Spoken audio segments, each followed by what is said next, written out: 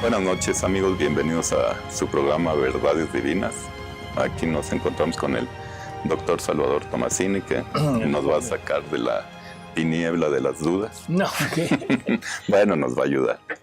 Vamos a tratar de ver qué es lo que nosotros entendemos, ¿no? Sí. Y sí, así es, Alejandro y amigos, buenas noches, aquí estamos con ustedes otra vez. Y pues vamos a esperar sus preguntas y vamos ahorita a comenzar con las que nos han llegado por vía de correo o por vía de WhatsApp, ¿no? A ver, Alejandro. A ver, comenzamos. Marta González nos dice: en María Valtorta, Jesús le cambia el nombre a Marcián por Marcial, el hijo adoptivo de Pedro, para que con este nombre cumpla la finalidad que Jesús quiere de él. Mi pregunta es, ¿el nombre con el que fuimos bautizados tiene algún significado y cumple en la divina voluntad alguna finalidad especial? Wow, el nombre, bueno, de ese nos lo pusieron nuestros padres, de acuerdo al gusto de ellos, o sea, cada quien escogió. Antes se tenía la costumbre de poner también el nombre que le correspondía por nacimiento. Y se decía que ese santo que le tocaba era como su patrono. En realidad, bueno, esto es totalmente, ¿cómo diríamos? Es popular, no Sí. es algo concreto. El nombre, todos los nombres tienen un significado y podríamos hablar que dentro de la voluntad permisiva de Dios, pues Dios permite de alguna manera que se pongan determinados nombres y quizá en alguno tenga una función muy clara en cuanto a la misión que tiene esa persona, ¿no? Todos tenemos una misión en la vida, pero listo. Ahora, lo que sí hay que recordar es que al final nos van a dar un nuevo nombre. O sea, y no es muy el fundamental el nombre que se nos impuso, puesto que a Pedro, cabeza de la misión, le cambian el nombre. O sea, a Abraham, como premio por la fe que tenía, le cambian el nombre. A Saulo le cambian el nombre. O sea, porque son personas que están muy definidas con una misión muy, muy específica y muy especial. Así que yo diría que no tiene mucha relación el nombre que se nos impuso con lo que Dios quiera de nosotros, ¿no? Y al final nos van a dar un nuevo nombre cuando entremos a la gloria, cuando entremos al reino. Sí, es que entramos. Sí, y los papas se cambian de nombre también para ponerse una misión, yo creo. Pues sí, o sea, pero digamos, ya en la actualidad hay nombres tan ilógicos que no creo que Dios esté como mandando eso, ¿no? Sí, ¿no? Hay una persona que se llama horse, Sí. caballo, caballo en inglés, en fin. Sí, pues. Así que A lo mejor su misión es trotar y relinchar. Ah, no, eso ya es otra cosa. Dice José Luis Cervantes: buena tarde. No me queda entendido que usted, doctor, dijo en un retiro en Córdoba: el mal no existe, que es ausencia de bien. Y hoy comentó que en todo lo creado Jesús dice que hay bien y mal. ¿Puede ayudarme a entenderlo? Sí, o sea, lo que estamos diciendo es, el mal como entidad no existe en sí mismo, porque si existiera, tendría que haber forzosamente alguna explicación para su existencia, y sería o es algo creado, y si es creado, tendría que ser creado forzosamente por Dios, lo cual es absurdo, o que existiera eternamente, que el mal existiera como un ente eterno y que condividiera con Dios esa eternidad. Y entonces ya habría dos principios eternos, el bien y el mal. Ahora, el mal es la ausencia del bien. O sea, el mal no puede estar en donde está el bien. En donde está el bien, el mal no puede entrar. En donde hay mal, si llega el bien, el mal se desaparece. Es el mismo ejemplo de las tinieblas y la luz. La existencia real es la luz. Las tinieblas son la consecuencia de la ausencia de luz, pero no es una existencia real, sino es efecto de la ausencia de la luz.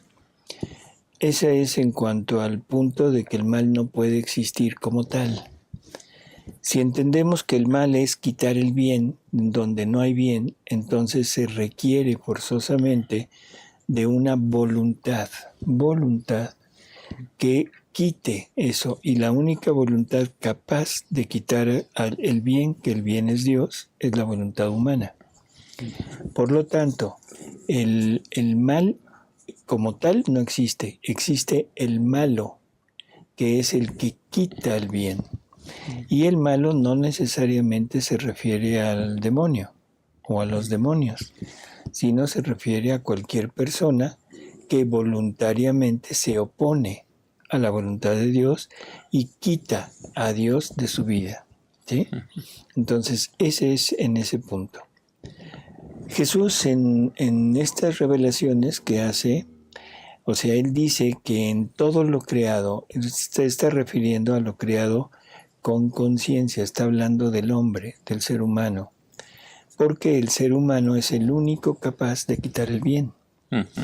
La creación en realidad sigue estando en el punto de su origen, la creación no ha cambiado, la creación sigue exactamente como Dios la creó. Por lo tanto, no ha habido diferencia, no ha habido un efecto. Por el pecado del hombre no ha habido un efecto en la creación en cuanto a su naturaleza. Ha habido cambio en cuanto a su finalidad, pero no en cuanto a su naturaleza. Por lo tanto, en todo ser que tenga una voluntad capaz de decidir por Dios o sin Dios, que sería la voluntad angélica y la voluntad humana, existe ese fermento de mal, existe la posibilidad de decidir seguir unido al bien o decidir seguir una vida sin Dios. Entonces creo que no hay ninguna discrepancia, es simplemente ponerlo como tal, ¿no? Y más o menos la decisión del hombre, si decide por Dios o decide por el no Dios, es lo que toma, por ejemplo, de la naturaleza. O sea, porque todo tiene un bien y un mal en la naturaleza, es a lo que se ha de referir también. Pues sí, pero en la naturaleza, vuelvo a repetir, en la naturaleza que no tiene una voluntad destinada a unirse con Dios, en ese sentido voluntariamente, no existe el mal. Sí, pero por ejemplo, digo, la frase que usted dijo alguna vez, que viene en San Pablo, y que dice: aquellos que se mantengan aferrados a la mentira, les retiraré la verdad y los dejaré con la mentira. Así. Entonces, a lo mejor el que vive sin Dios, pues se retira a Dios de la cosa, y la cosa le llega sin Dios, ¿no? Así es, o sea, en todo está Dios, ¿sí? No quiero decir que todo es Dios, es diferente. Sí, en todo está Dios. Retira su amor. Pero Dios se puede retirar y no darle ya ayuda al hombre. No como un castigo, no como un acto de decir me quito, sino decir simplemente le doy lo que Él quiere. Lo que Él quiere. Él quiere vivir sin mí, de acuerdo, yo me retiro. ¿Sí? Así es. Sí. Dice... Una pregunta, doctor. En los minutos 53 y 54 dice que Jesús es el primer ser creado por Dios, pero sabemos que el Hijo de Dios es engendrado, no creado.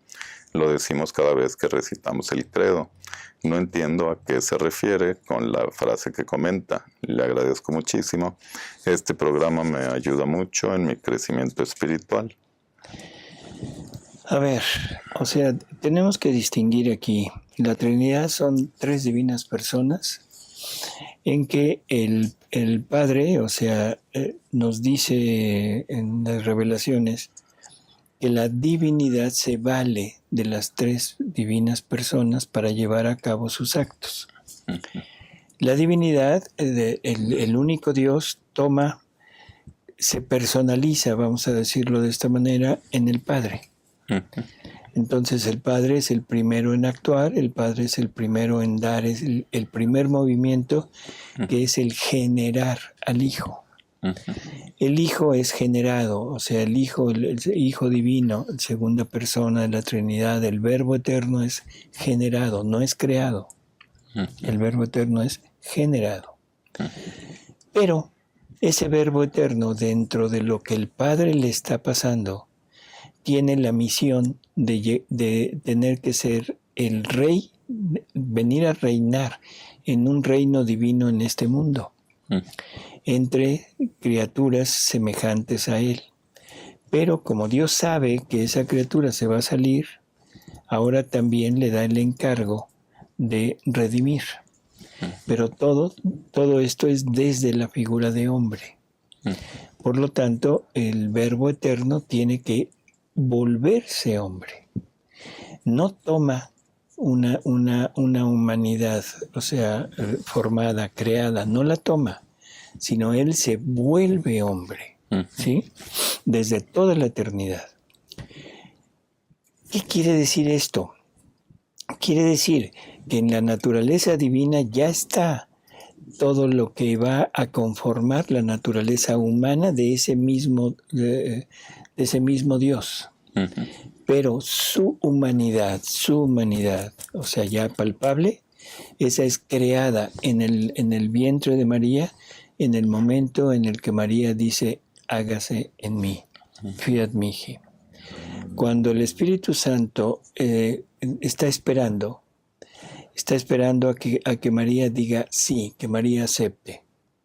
En el momento que María acepta, dice Jesús que con 5 gotas de sangre de María, está representando de la materia de María, de esa materia, de esa tierra de María, va a formar la humanidad, una pequeñísima humanidad en donde el Verbo eterno va a venir a encarnarse. Esa humanidad es creada. ¿Sí? No es engendrada. María no se embaraza en el sentido normal que nosotros conocemos. No se usa un óvulo de María. El Espíritu Santo no crea un esperma para fecundar el óvulo de María, sino dice forma de la tierra de María, con 5 gotas de sangre, forma la humanidad pequeñísima como una avellana, pero perfectamente formada, con sus extremidades y todo, para que sea exactamente como una figura de hombre. Y ahí entra el Verbo eterno. Ese Verbo eterno que desde toda la eternidad tiene en sí mismo todo lo que va a requerir para poder actuar desde la humanidad. Entonces, ¿desde cuándo es hombre el Verbo eterno? Desde toda la eternidad. Ahora, ¿cuándo toma ya su carne? En el momento que María dice sí, y el Espíritu Santo formó esa humanidad. Y así es como en el Génesis también se forman a Adán con barro. Con barro de la tierra. O sea, lo que se hizo en el Génesis, allá en el paraíso terrenal, se repite en el vientre de María.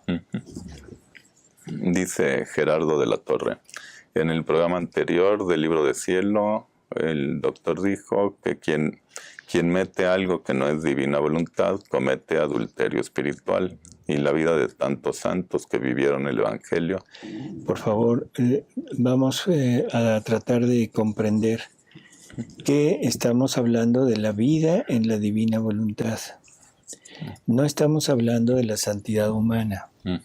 Estamos hablando de la santidad divina, en donde Jesús pone muy claro, que es tan grande esto que Él va a quitar de la tierra todas las demás santidades bajo cualquier aspecto de virtud. Y lo primero que le pide a Luisa es el desapego de todo, incluso de sus virtudes, incluso de todo lo que es la vida espiritual de Luisa. También le pide que se desapegue de ello para poder tener la vida divina en ella, cosa que ningún santo había tenido hasta el momento de Luisa. No importa qué grande, qué tan grande haya sido el santo, qué portentos haya hecho, todo fue por unión, por estar unida la voluntad del hombre con la voluntad de Dios, pero no dejando que la voluntad de Dios sea la que actúe en la criatura. Pero porque no había llegado el momento, ahora Así llegó es. el momento de Ahora la divina llegó el voluntad. momento y todo lo anterior, que es santidad humana, queda como tal, queda como ese tipo de santidad, con todo el mérito que consiguieron, y para Dios aquello fue muy meritorio, pero es camino, no es final.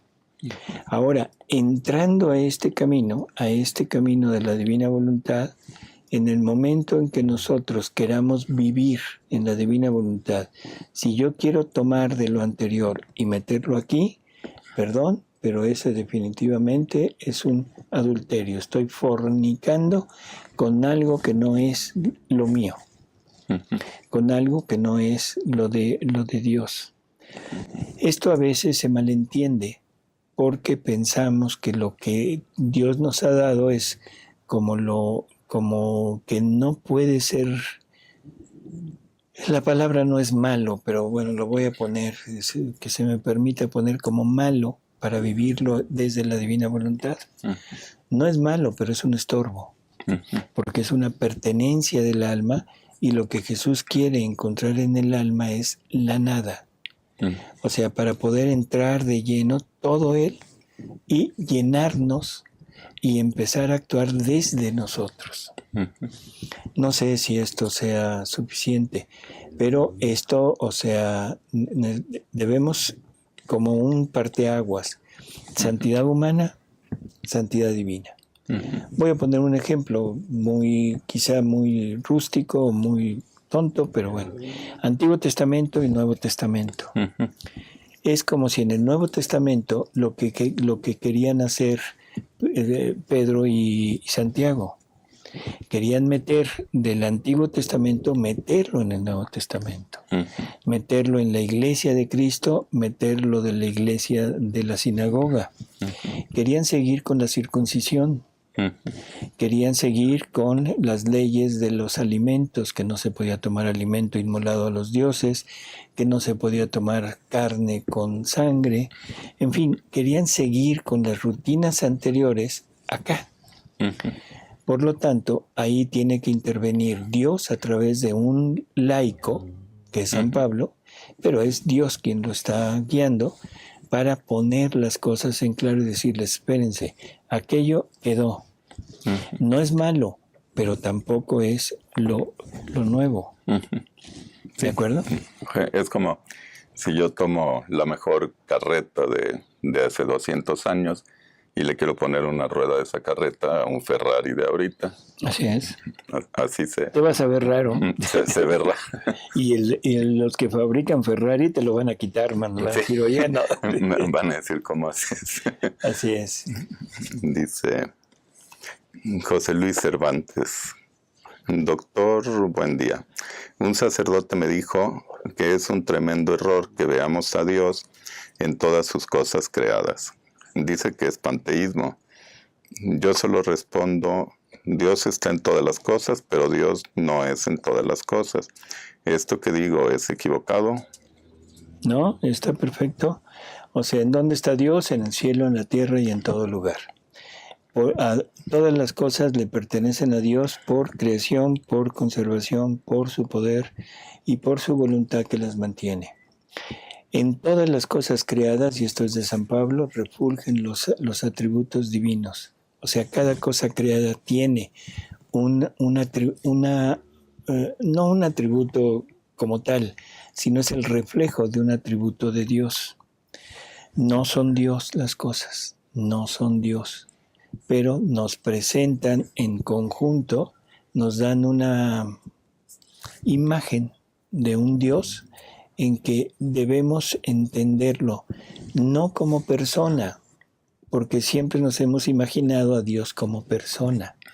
Al Padre lo ponemos como un viejito, al Hijo lo ponemos como un joven, un hombre joven, y al Espíritu Santo lo ponemos como paloma. Perdón, ni el Padre es un viejito, ni el Espíritu Santo es paloma, ¿sí? Y Jesús es el único que está bien identificado como persona, porque es el único que toma la figura humana. Que aunque sabemos que los tres concurren, pero el que toma la parte actuante es Jesús. Por lo tanto, tenemos que entender que es una ¿representación? De la paloma. De la paloma. Así es. No, por lo que dice aquí, ¿no? Sí. O sea, panteísmo. No es panteísmo. O sea, Dios no es las cosas, pero sí, Dios se refleja en las cosas. Entonces, a Dios lo podemos ver en todo lo creado, porque todo lo creado nos presenta algún aspecto de la imagen de Dios. Dice Perla Olage, se creó un dilema en clase de divina voluntad. ¿Dios sí sabía que Adán iba a fallar la prueba? Por supuesto, Dios lo conoce todo. Y esto es un verdadero dilema, porque ¿cómo es que lo sabe? No sabemos. Eso es lo grandioso de Dios, o sea, es quizás el misterio más grande de Dios. Saber todo lo que va a suceder, aunque no haya sucedido. Así que Dios sabía que Adán iba a fallar, por supuesto. Hay que recordar que Dios es un acto único, ¿sí? Dios no tiene sucesión de actos. Por lo tanto, todo lo que Dios decidió hacer para el hombre, creación, redención y santificación, está en un solo acto, que es el acto que el Padre hace cuando genera al Hijo. Y el Hijo lo lleva a cabo en un solo acto, que es cuando corresponde. Ahí está todo. Ahora, cómo se desarrolla en el tiempo ya es otra cosa. Eso no quiere decir que la falla de Adán haya sido como querida por Dios. No. Que haya sido predestinado a Adán a fallar. No. Pero Dios sabía que Adán iba a fallar. Igual que sabía que Judas iba a ser el traidor. No lo envió como traidor para quitar esas ideas que andan por ahí paseando de que Judas cumplió la misión que le tocaba. Y entonces es como el villano de la película, pero se llevó los aplausos y al final le van a dar su Oscar por una magnífica actuación. Sí, definitivo, pues no.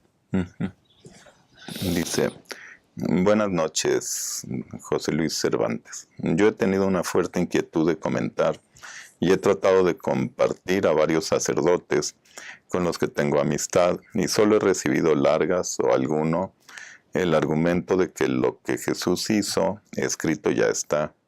O en otro sacerdote, el ¿qué dirán los teólogos? Las distintas espiritualidades, por ejemplo, los ejercicios espirituales de San Agustín que ellos llevan. ¿Debo insistir o ya no?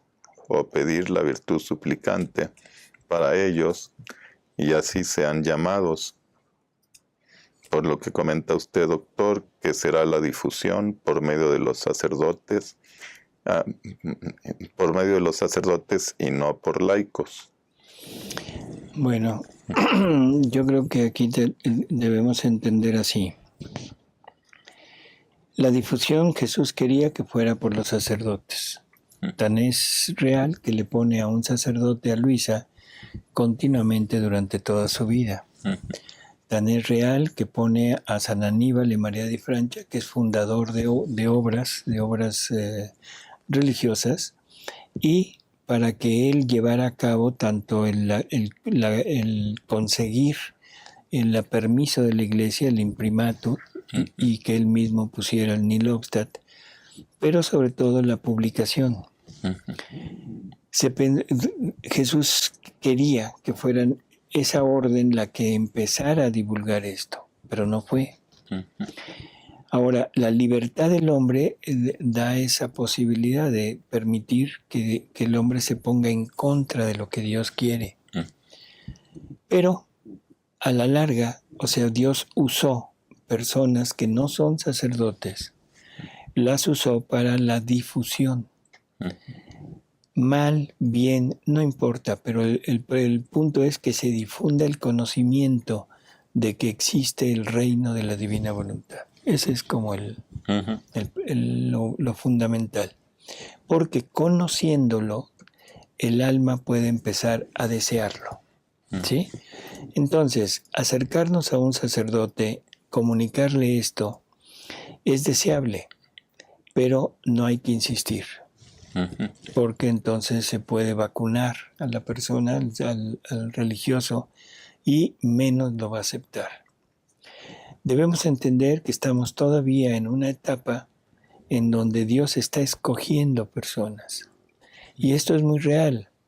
Hay sacerdotes que de repente llegan a una plática sin saber a qué van, sin tenerlo planeado, y quedan prendados de la divina voluntad. Y hay otros sacerdotes a los que se les insiste que vayan, y salen diciendo, no, esto es cuento.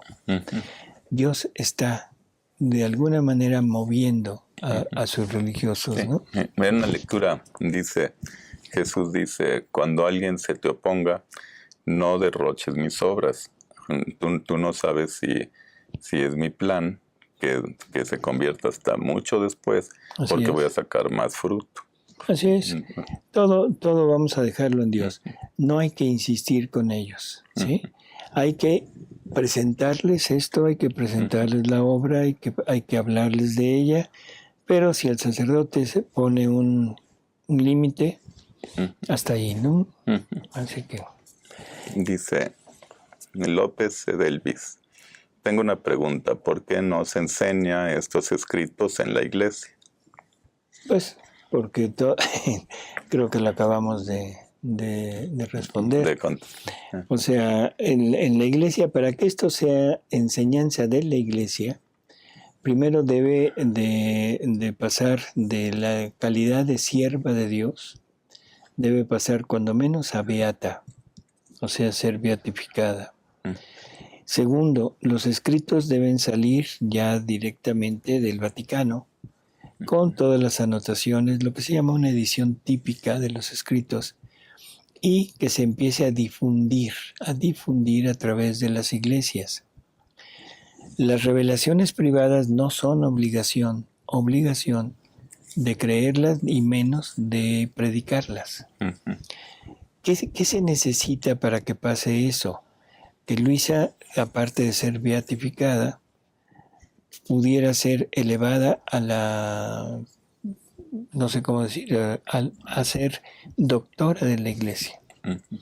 Siendo doctora de la iglesia, su palabra, sus escritos ya son parte de la doctrina de la iglesia, y entonces los sacerdotes podrán empezar a difundirla dentro de las iglesias normales. Por ahorita hay sacerdotes ya en el mundo que están difundiendo estos escritos, no a nivel de doctrina, sino a nivel de revelación privada. Pero de todas maneras es muy ya, ¿cómo diríamos? Muy significativo el que los sacerdotes estén empezando a tomar este papel.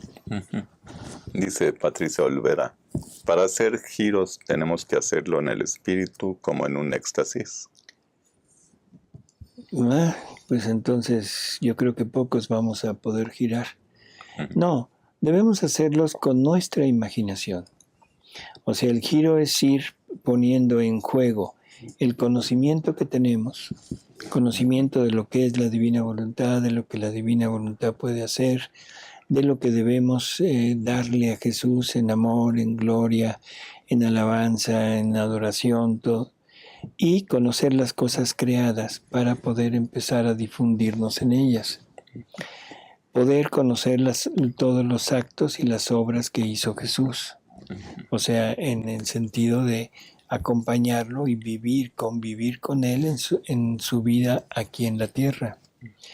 Tener una idea exacta de lo que son los sacramentos para poder acompañar al santificador, que es el Espíritu Santo, en todos estos dones que nos da, y de esa manera poder estar poniendo a toda la humanidad en todo lo que Él ha hecho, amándolo a nombre de toda la humanidad y con el amor de toda la humanidad en todo lo que Él ha hecho y en todo lo que hará, no solamente en lo que ha hecho, ¿sí?, sino en lo que hará.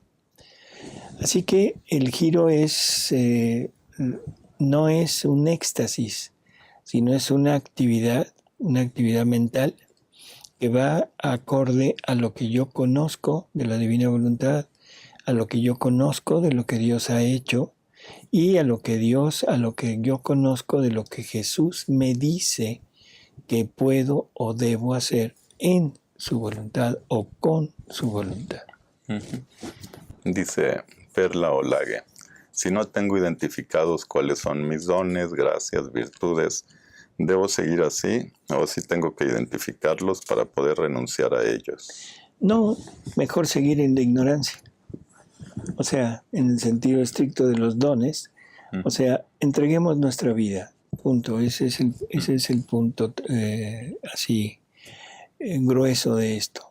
Decir, Señor, te doy mi vida y si tengo algún don que tú me hayas dado que no lo conozco, cosa muy rara, porque cuando Dios da algo, lo hace conocer, o sea, es para usarlo. Pero suponiendo que un don no lo tengamos conocido, puede ser que una gracia sí, las gracias esas no necesitamos conocerlas, tanto la gracia habitual como las gracias extraordinarias que Dios le va dando a la criatura, sobre todo en este tiempo, para entender lo que es la divina voluntad.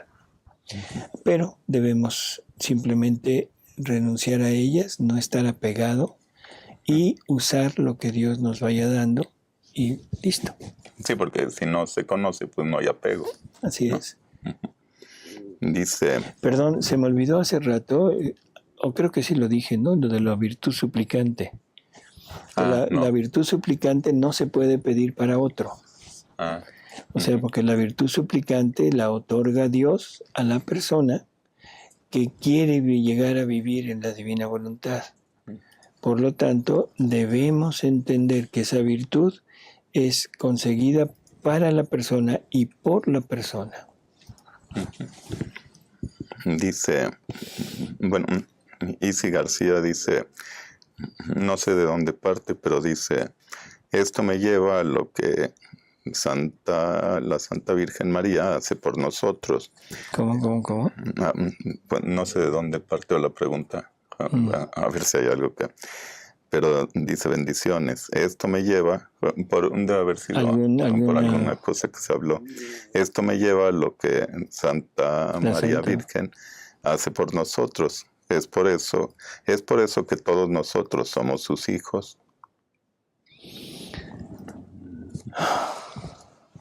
Yo diría que somos sus hijos, o sea, en el sentido estricto de la palabra, porque todos formamos parte del cuerpo místico de su Hijo.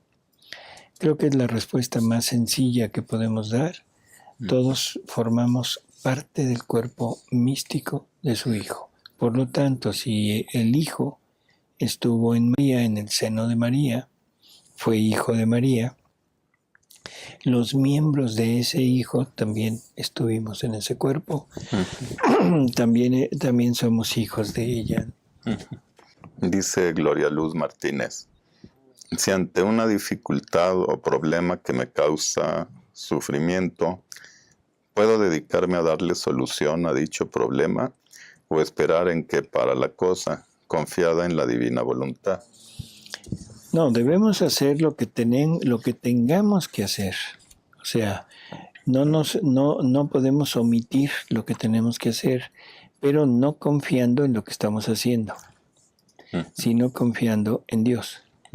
No poniendo el resultado de lo que estoy haciendo en el esfuerzo que estoy haciendo o en los medios que estoy usando, sino confiado en Dios.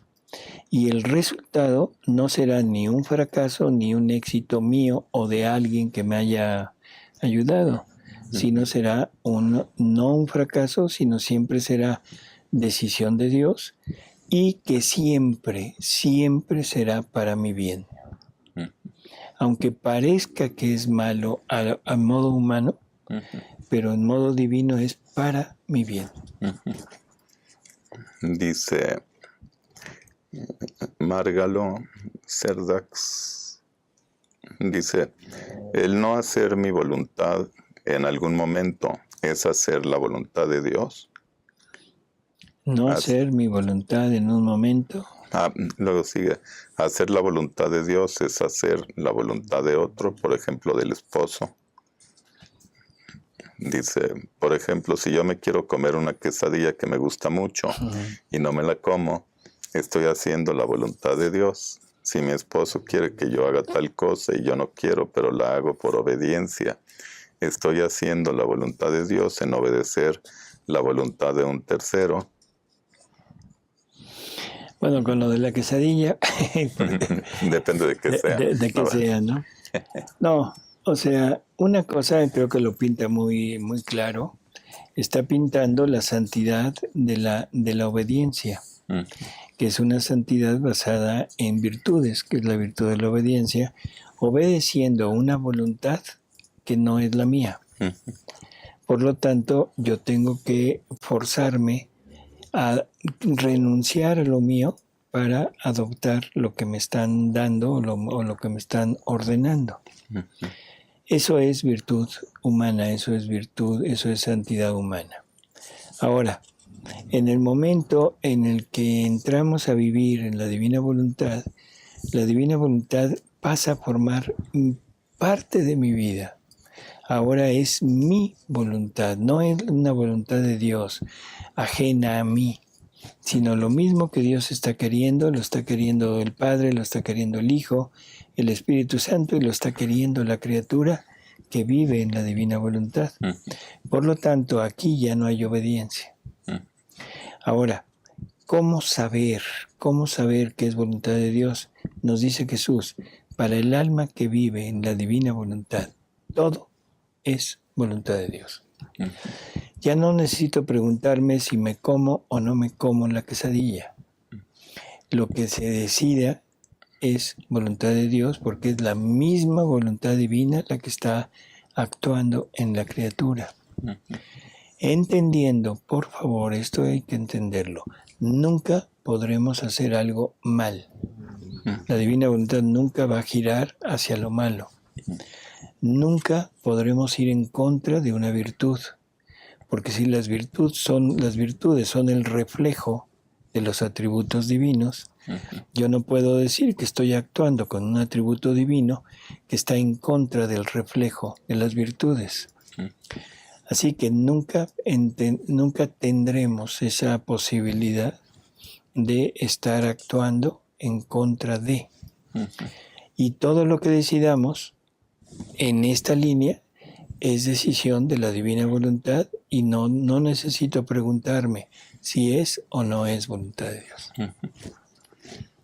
Dice Carlina Delgado, el amar el sufrimiento y el vivir el desapego dentro de la divina voluntad, ¿es una gracia de Dios o es algo que debemos trabajar nosotros, poner de nuestra parte con esfuerzo y dedicación? A ver. Dice, el amar el sufrimiento y el vivir el desapego dentro de la divina voluntad, ¿es una gracia de Dios o es algo que debemos trabajar nosotros? Bueno, el logro total de ese desapego, al llegar al desapego total, es un don de Dios. Pero es un don de Dios que la criatura se lo gana con el deseo y con el esfuerzo de hacerlo. No de desapegarse, porque no somos capaces de desapegarnos. Pero Jesús nos habla de que eso se logra a través de la fe. En la medida que nos ejercitemos en la fe de que todo esto es de Él, en que Él me quiere dar su voluntad, en que su voluntad puede actuar desde mí, en ese momento Él me va a dar 3 gozos, acuérdense de eso. Y el último gozo es el desapego total de todo. Dice, dentro de la divina voluntad podemos decir que es normal tener miedo, porque a fin de cuentas somos humanos y forma parte de nuestra naturaleza. Por supuesto que no, porque en el momento que la divina voluntad entra a formar parte de la naturaleza de la vida de la persona, en ese momento todas las debilidades, todas las cosas que el hombre tiene como propias, que son la ignorancia, que es el temor, que es, o sea, esos desajustes emocionales que hay, definitivo se pierden y ahora está la integridad de la persona. Y sería tan, perdón por la palabra, tan absurdo pensar que Jesús tuvo miedo alguna vez. Sí. Se dice por ahí, en algunos medios, que Jesús tuvo temor de entrar en la pasión, ahí en el huerto, cuando supuestamente pide clemencia al Padre, ¿no? Dice, Padre, si es posible, pase de mí este cáliz. Definitivo es una mala interpretación de lo que Jesús está diciendo. Eso sería cuestión de otro programa o de otras preguntas, pero no, definitivo no debemos tener miedo a nada. Y nuestra naturaleza adquiere la verdadera naturaleza creada por Dios, reyes de todo lo creado. Reyes de todo lo creado. Y todo es creado, incluso Satanás. Somos reyes de Satanás y Satanás debería de tenerle miedo a la criatura. Así de fácil. Así de fácil. Dice Aide Bejarano, el reino del querer divino, lo que quisiéramos vivir desde la dirección de la divina voluntad, podríamos decir que es similar a estar inmersa en el amor divino. Sí. Dice Patricia Olvera, pero en un audio lo escuché decir que la imaginación es la loca de la casa y que se tenía que renunciar a ella. ¿Tengo que usarla para la divina voluntad? La imaginación cuando nos produce ruido interno, ruido interior, esos pensamientos que brincan y brincan y brincan y que nunca descansan. Siempre estamos pensando algo y ese es el ruido interior que tenemos que acallar. Esa es la loca de la casa. Pero esta imaginación que es dada por Dios, enfocada hacia el bien, yo puedo imaginar que estoy en Jesús en el momento de su pasión, que estoy en Jesús en el momento de que está predicando, de que estoy con la divinidad creando junto con ella. Ahí no puedo usar la realidad, o sea, uso mi inteligencia para en el entorno, pero mi imaginación y la voluntad divina para fabricar el producto de ese giro. Entonces es una imaginación que está enfocada hacia la parte positiva que Dios nos dio. Dice, aprovecho para preguntarles, Pablo Poletti, ¿qué pasa con los actos de los santos anteriores a Luisa, de santidad humana? ¿Cómo lograron acceder al cielo si allí solo se recibe la vida divina y sus actos fueron santos pero no divinos? Agradecería me arroje luz sobre este tema.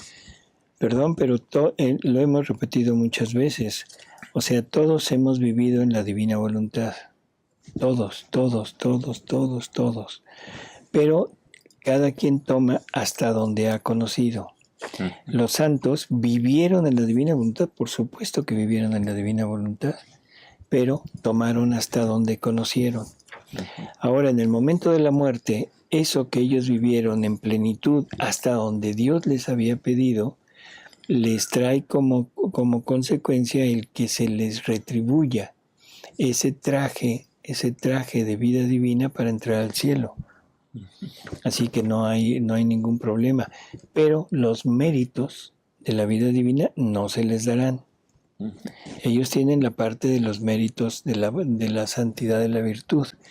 Y son las almas que lleguen a vivir en la divina voluntad las que, extendiendo la vida de ellas en todos, elevará a todos esos santos al mismo nivel de vida divina y de gozar lo mismo que ellas gozan y de poder tener lo que ellas tienen. Ahí aplica lo de los últimos serán los primeros. Más o menos, así es. Dice Pablo Poletti, ¿la vida divina comienza con el bautismo o con el don de la divina voluntad? Bueno, la vida divina se nos da se nos injerta en la vida divina en el bautismo, pero es un injerto. Es un injerto que tiene que crecer, que tiene que desarrollarse. Entonces ya la tenemos, pero no es una vida, ¿cómo diríamos?, crecida, no es, y mucho menos actuante, ¿no? Ahora, empieza a desarrollarse con las virtudes, empieza a desarrollarse con la vida de los sacramentos, con la asiduidad a la Eucaristía, en fin. Y la plenitud, el verdadero crecimiento y la llegada al límite es a través de la divina voluntad. Dice Gerardo de la Torre, las criaturas fuimos concebidas junto con Jesús en el purísimo vientre de la Santísima Virgen María.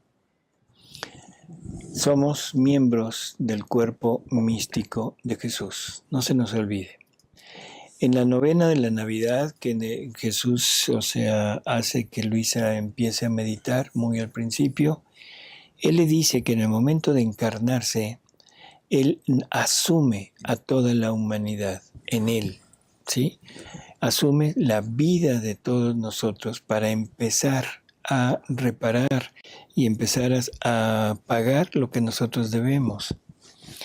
A veces se nos olvida y pensamos que la pasión de Jesús empezó en el último día de su vida y duró 20 horas. No, momento. La pasión de Jesús fue toda su existencia en la tierra, desde el momento mismo de la encarnación. Así que no hay problema con eso.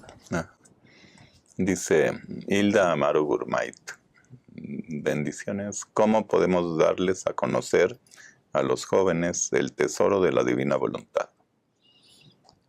¿Cómo podemos darles a conocer? Pues empezando por el principio, dándoles la noticia, educándolos y sobre todo con el ejemplo. Lo debo vivir para poderlo enseñar. Yo no puedo enseñar lo que no vivo. No puedo darle a mi hijo lo que yo no tengo. Yo no le puedo decir no fumes si yo fumo. No le puedo decir no tomes si yo tomo. No le puedo decir vive la divina voluntad si yo soy un destrampado. Entonces creo que es el primer paso. Y segundo, la enseñanza del libro del cielo, ese ir leyendo, ese ir poco a poco imbuyéndonos en estas verdades. Y hay muchas actividades que a los jóvenes, a los niños, les pueden ayudar, como son retiros infantiles en la divina voluntad.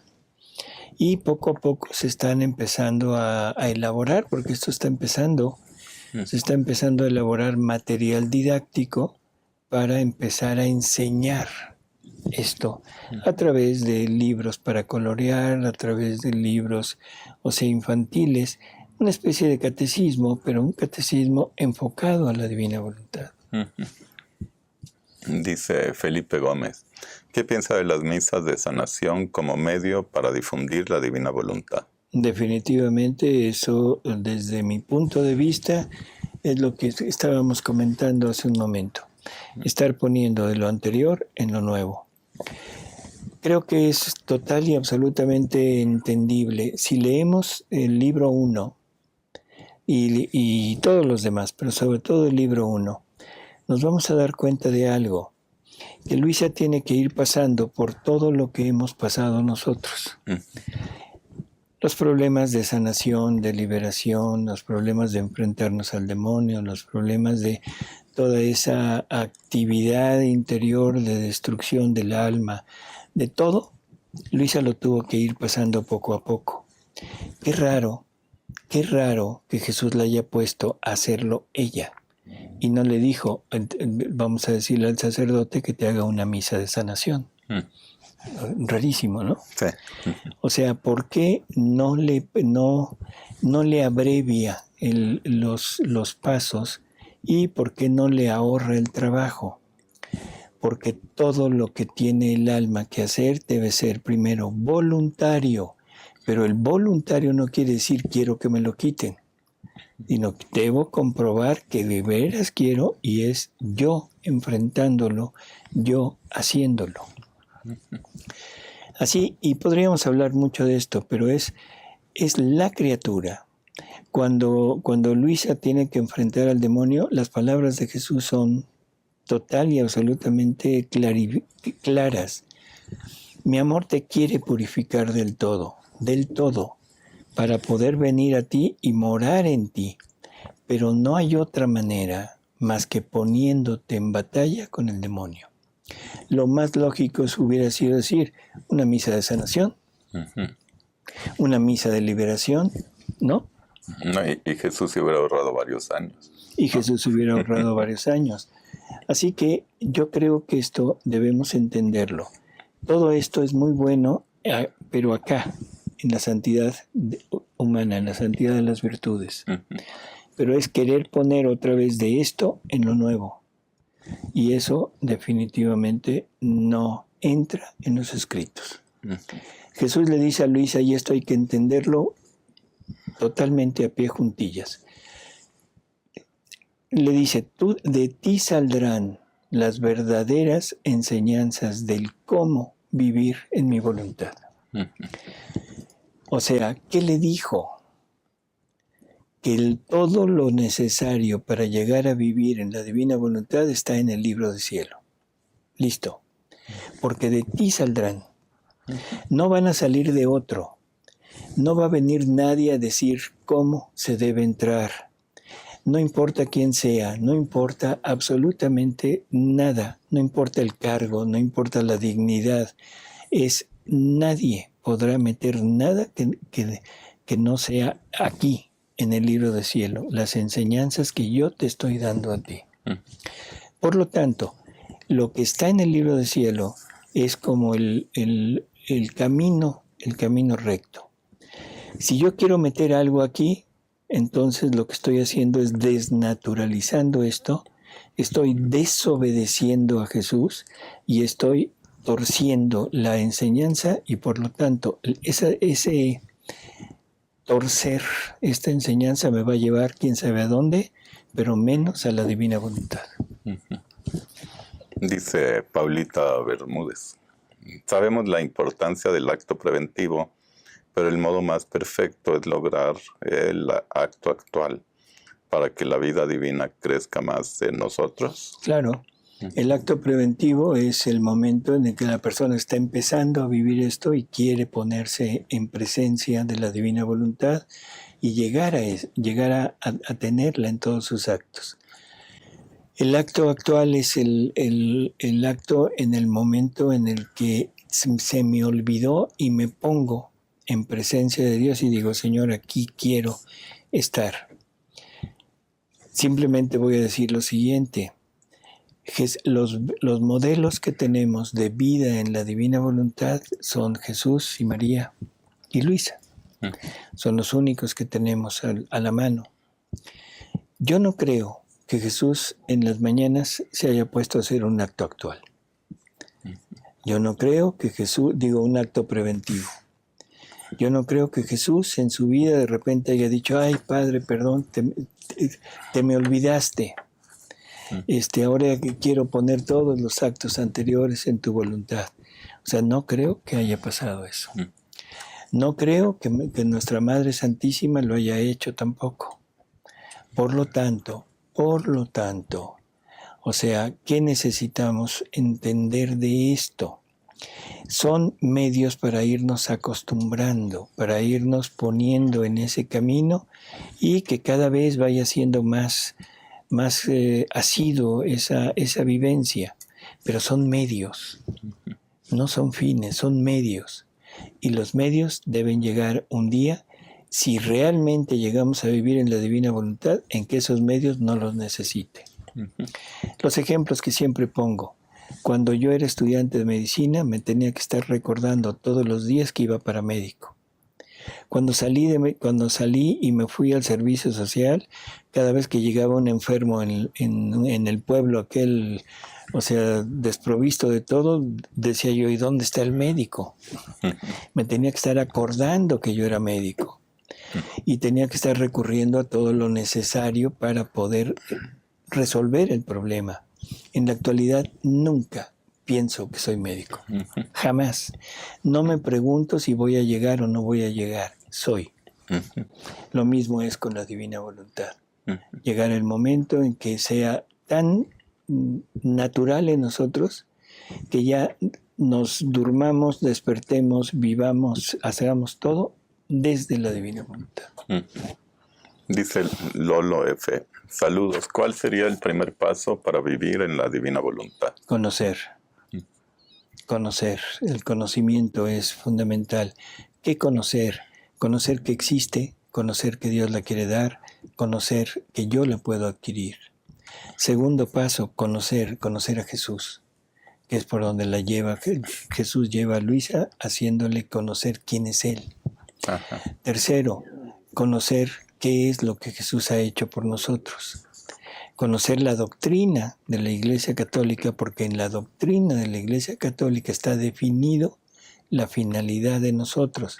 Y la finalidad de nosotros es llegar a ese punto de la igualdad con Dios en naturaleza, en vida divina, en divinidad, en atributos. Catecismo de la Iglesia Católica. Y después la lectura del Libro del Cielo. Ajá. Dice Felipe Gómez. Gracias, doctor. ¿Y qué opina del ayuno de 40 días? ¿El ayuno de quién? ¿De Jesús? O de la persona. Porque es la misma persona que le preguntó de sanación, de la sanación para la divina voluntad. Bueno, pues entonces si estamos hablando de ciertas prácticas para lograr la sanación y para lograr esa liberación, pues yo diría que lo olvide. No es así. Jesús lo deja muy claro en los escritos de la divina voluntad, qué es lo que pasa y cómo es que se logra esa liberación. Por favor, remítase a los escritos. Luisa hizo ayunos de años, ¿verdad? Bueno, sí, pero eso... Pero era voluntad de Dios, era divina voluntad. Y eso era para demostrarle a ella y a los que estaban alrededor de ella que solo Jesús basta. Solo Jesús basta. Dice Pablo Pauletti. El sacerdote cuando celebra la Eucaristía hace actos divinos, pero lleva una vida humana o es vida divina. Bueno, el sacerdote en su función es otro Cristo. O sea, comparte con Cristo todo lo que Él está haciendo, pero, o sea, no es la vida divina, no es del vivir en la divina voluntad. Y eso también queda muy claro cuando Jesús le dice a Luisa que ella es la primera que vive en este ambiente y que no hay nadie que tenga un solo acto en la unidad de su querer. Porque para que eso hubiera sucedido en el sacerdote, tendría que haber sido la voluntad humana del sacerdote, dotada con todos los atributos de la divinidad y haciéndolo el sacerdote. Y no es así, es Jesús en el sacerdote quien lo lleva a cabo.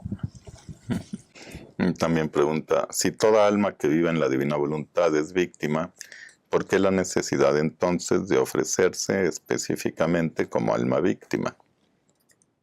Bueno, yo creo que, no sé si se refiere a Luisa o se refiere a nosotros. A Luisa se lo pide antes de vivir en la divina voluntad. A nosotros como una aceptación, porque nunca hace nada forzado. Y debemos entender que el vivir en la divina voluntad es vivir como víctima. Por lo tanto, yo debo aceptar y debo ofrecerme como víctima para que me den su voluntad. Ajá. Dice Hilda Amaro Gurmait, ¿qué significan las palabras que dice el sacerdote? No soy digno de que entres en mi casa, pero una palabra tuya bastará para sanarme. Bueno, esto es lo que le dijo el centurión, ¿no? O sea, el centurión le dice a Jesús, no soy digno de que entres en mi casa. Es una fe ciega en Jesús, en que Él tiene el poder de poder hacer las cosas desde lejos. Ahora, en la divina voluntad, no soy digno de que entres en mi casa. Aquí las cosas ya se pusieron un poquito más difíciles, porque no se trata de dignidad del hombre. No es mi dignidad o mi indignidad, sino es decir, Señor, ven a tu casa, porque esta es tu casa. Aquí está tu voluntad. Y no es que yo sea digno, pero la divina voluntad te está ofreciendo todo lo que ella es para venir a mí. Por lo tanto, esas palabras podríamos ponerlas desde el punto de vista de decir, bueno, Señor, yo no soy nada. Ya no hablemos de dignidad. Yo no soy nada. Pero tu voluntad que está en mí lo es todo. Así que ven. ¿Sí? Ven. Y también entender que esto es como, más bien es como una reminiscencia de lo que se hacía en lo anterior. Dice, vivir en la divina voluntad es repetir simplemente desde mi voluntad los actos de Jesús o también crear nuevos actos. No se trata de repetir los actos de Jesús. No lo podríamos hacer. Se trata de poner en nosotros los actos de Jesús, sí, pero en nuestros actos. O sea, el dolor de Jesús, el sufrimiento de Jesús, no es que yo lo vaya a vivir en mí o lo ponga en mí, sino yo en un dolor o en un sufrimiento lo voy a poner como un plano donde se apoye todo lo que Jesús pasó. Y entonces son los dos juntos. Es lo mío con lo de Él. Y Él le va a dar el mérito a lo mío como si fuera de Él. Y serán el mismo sufrimiento y el mismo dolor. Dice, si la vida está conformada por los actos y vivir en la divina voluntad es un intercambio de vida, mi vida de ahora en más estará formada por los actos de Jesús. Entonces sus actos, su vida, son mi vida y mis actos. En cada acto mío se desarrolla toda vida de Jesús. Entonces, una vez confirmada la vida divina con mi muerte, ya no tendré otra vida que la de Jesús en mis actos. Entonces nuestra tarea es reproducir sus mismos actos con el agregado de nuestra correspondencia. ¿Es correcto verlo así? Así es. O sea, necesitamos poner lo nuestro como correspondencia a lo que Él nos da. Así es. Luego dice, viviendo en la divina voluntad, ¿hay momentos en que te fundes y momentos en que no? ¿O vivir en divina voluntad es siempre estar fundido? No se podría decir vida divina si no está uno fundido con ella. O sea, yo no puedo decir estoy, no sé, en el coche si no estoy dentro del coche. ¿Sí? O sea, debo estar totalmente fundido para que esto se lleve a cabo. Luego dice, esa a lo mejor fue de la vez pasada, dice, si Eva no vivió en la divina voluntad, ¿por qué se afirma lo contrario en el libro de los giros? Esto ya lo habíamos comentado, o sea, entender, y lo dijimos hace un momento, todos hemos vivido en la divina voluntad. Incluso Judas vivió en la divina voluntad, y se podría decir de Judas que se salió de la divina voluntad, por supuesto que se salió. Pero el punto es, la divina voluntad obrante es en donde no estuvo. Recuerden que la divina voluntad puede ser permisiva, querida o ordenada. En esas tres formas de actuar es en donde todos hemos vivido. La única que ha sido exclusiva es la actuante.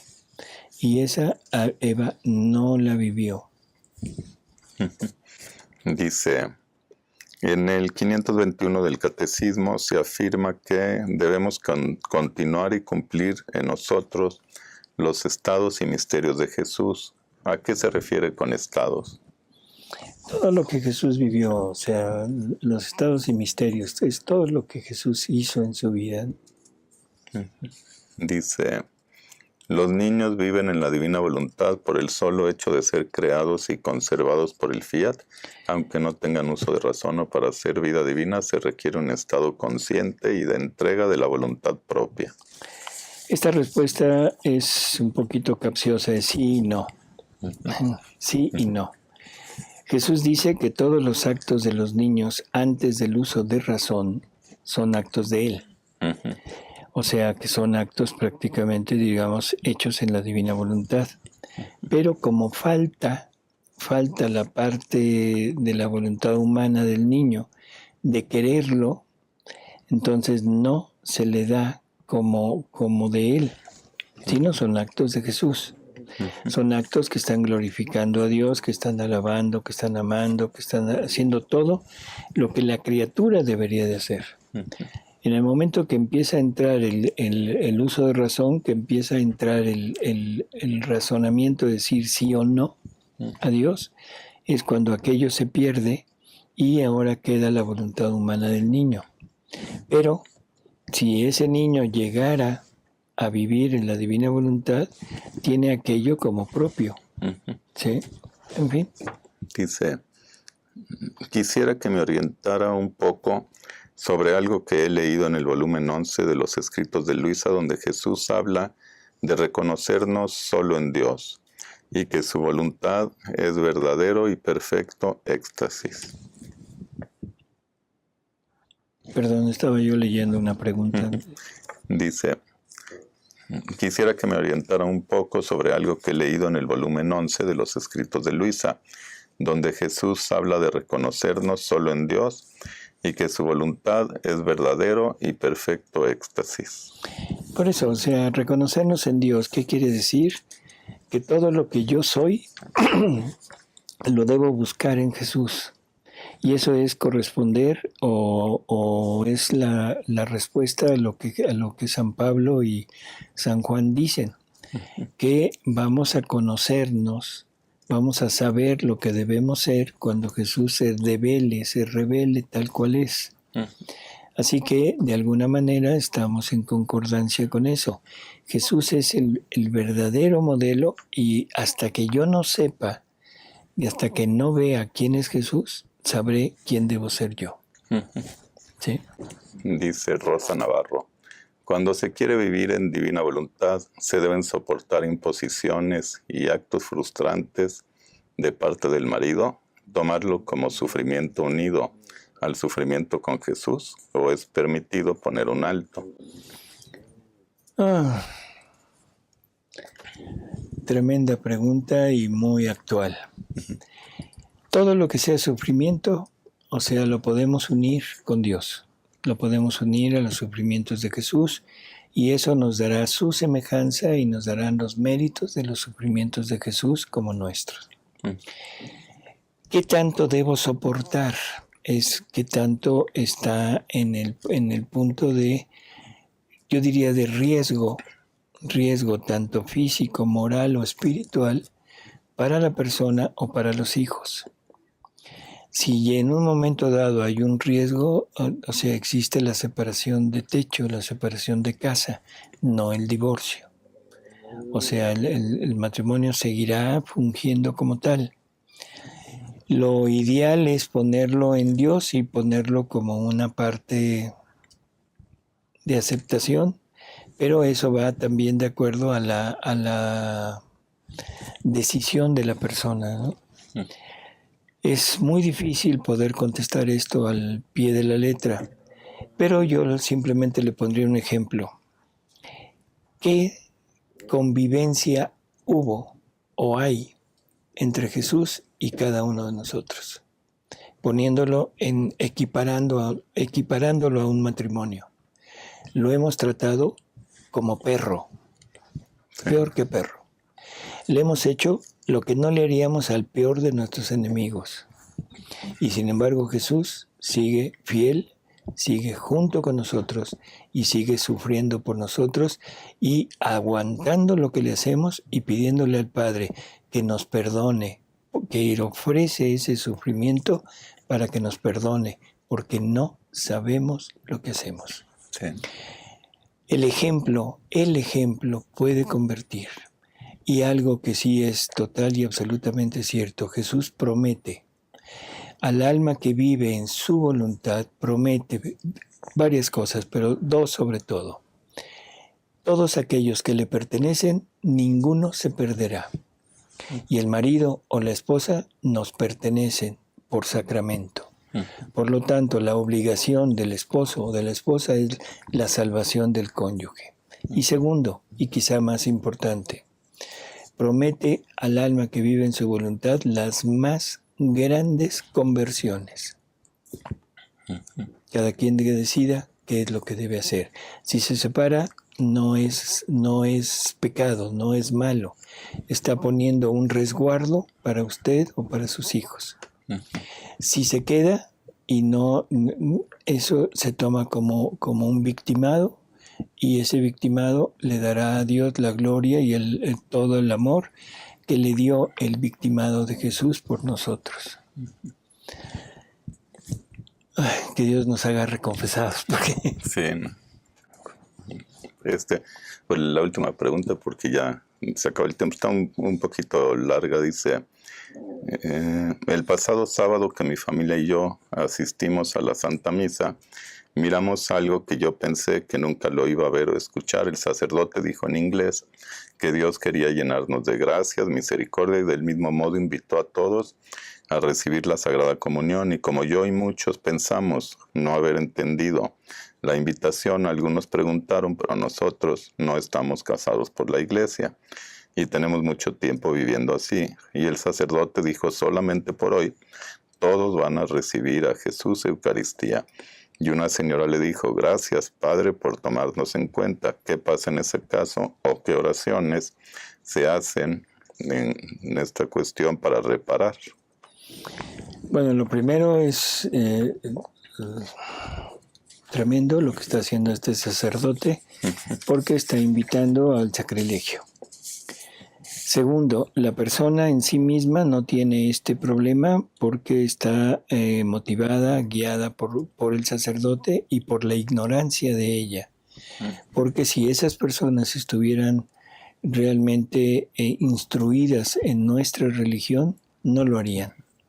O sea, hay un mandato de Jesús donde dice, hagan lo que les dicen, pero no los imiten. Entonces, si se atiene uno a eso, y yo soy ignorante, como la mayor parte del mundo en la actualidad, ignorante de mi religión, lo puedo hacer y digo, el sacerdote me dio permiso. Si sé que no lo debo hacer porque sé que esto es un pecado mortal, y lo hago, perdón, pero eso ya se me cuenta como pecado a mí y se le cuenta como pecado al Padre. ¿Sí? ¿Qué debo hacer? Reparar. ¿Cómo? Simplemente ofreciendo a Dios el amor, la reparación que debería de hacer Él mismo y unirme al momento en que Jesús se comulga, porque Él se dio la reparación total por todos estos actos tremendos que están sucediendo. Pues amigos, muchísimas gracias, perdón por el extendernos como de costumbre en este programa. Hay programas que los hacemos un poquito más cortos, pero este siempre se nos va de largo. Y todavía se quedan muchas preguntas en el tintero, o sea, así que para el próximo programa serán las primeras que iremos respondiendo. Alejandro, gracias por estar con nosotros. Doctor. Y amigos, gracias a todos. Nos vemos en la próxima semana. Hasta luego. Hasta luego.